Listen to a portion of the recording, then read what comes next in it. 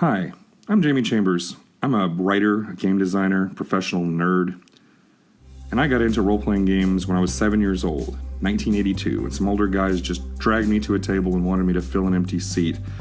And while I don't even know if they played more than a year, here I am quite a few years later, still going at it, still enjoying games as a hobby. But I also began making money doing some freelance writing in the early 1990s, got my first full-time job working on role-playing games in 2001, and most recently brought back an old TSR game, Metamorphosis Alpha, originally published in 1976 by working with the creator James M. Ward.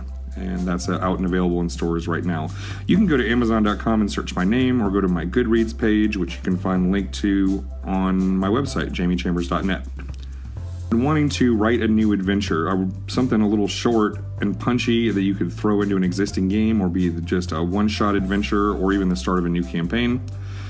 And I wanted to be for the fantasy role-playing game, the one with giant lizards and labyrinths, the 5th edition, which I'm enjoying a lot. Decided I wanted to do a cavern crawl for this adventure. So instead of a dungeon with right angles and straight stone walls, I wanted this to be more of a natural cave. And I've spent a lot of time in caves. My daughter and I most recently went to Inner Space Caverns in Austin, Texas. I've been to the cave tour multiple times in Mammoth Cave in Kentucky. But I remember going to Squire Boone Caverns in Corydon, Indiana. Most people know Daniel Boone, but Squire Boone was Daniel Boone's brother, and the two of them mapped out and explored that whole region in the Midwest. And apparently, at one point, Squire Boone was being chased by some Native Americans who were not super happy about him and his retinue encroaching on their land, so he hid out inside this cave.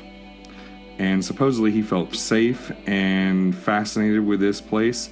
And after they had settled in the region, he returned again and again and really loved the cave.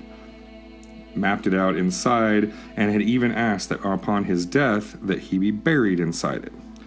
And sure enough, if you do the cave tour at Squire Boone Caverns, after walking through some interesting chambers and passageways, all these cool cave features, you're going to go over a bridge that goes over an underground river, and then you'll go into a room where you'll see a coffin and a headstone, and supposedly inside are the bones of Squire Boone, honoring the request in his will many, many years after he had died.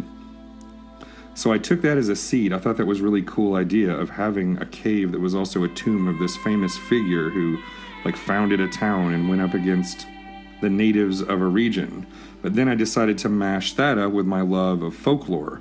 So I was looking up really dark fairy legends from Wales and Ireland, and kind of came up with a whole backstory in my head of what had happened long ago and what was happening now that was really messing with this town.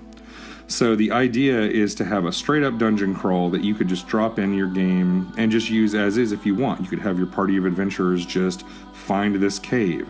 That's great if you're more into the sword and sorcery, kind of old school D&D, where your main motivation is just, you're going to explore stuff, you're going to kill things, avoid traps, solve puzzles, find treasure, and level up, which is awesome and fun, and I still love that kind of gaming. But because I also have this cool backstory, you can also work in the troubles of this nearby town called Shadowhaven. You can learn all this story that can be layered on top. The cavern crawl itself works just fine either way, but if you want that extra depth, if you want it to be a little bit more heroic, that stuff is there in the adventure too.